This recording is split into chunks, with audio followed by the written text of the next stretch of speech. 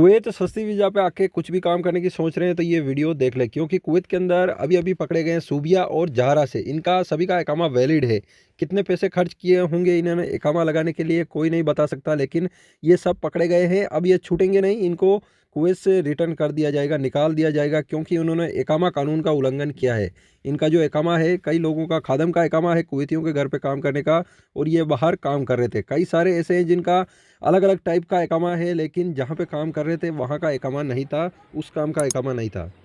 खादिम की वीज़ा सस्ती है तो कुवैत में आके कुछ भी काम करने की सोचते हैं तो नहीं कर सकते ऐसा। ये सबसे बड़ा कानून का उल्लंघन है। इसी टाइप के लोग ज़्यादा पकड़े जा रहे हैं कुवैत में।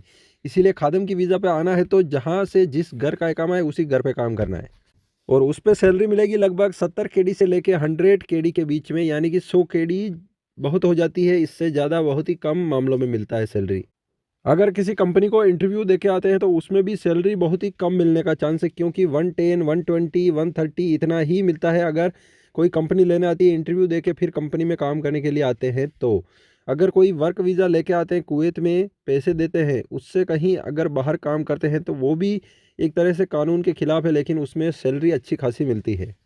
अगर जैसे कि एग्जांपल के तौर पर कोई इलेक्ट्रिशियन की कंपनी की वीज़ा लेके कुवैत में काम पे आता है, और उस कंपनी के पास इलेक्ट्रिशियन का काम नहीं है, और उसके पास नहीं है तो दूसरी जगह बाहर काम करते हैं, तो इसमें अगर एक्सपीरियंस है इलेक्ट्रिशियन का तो दूसरी कंपनियों में बहुत ही अच्छी सैलरी मिलती है। अगर ठेकेदार के साथ काम करेंगे तो भी अच्छी सैलरी मिलेगी, लेकिन वो भी एक तरह से कानून के खिलाफ है, लेकिन उसमें पकड़ने का चांस कम रहेगा।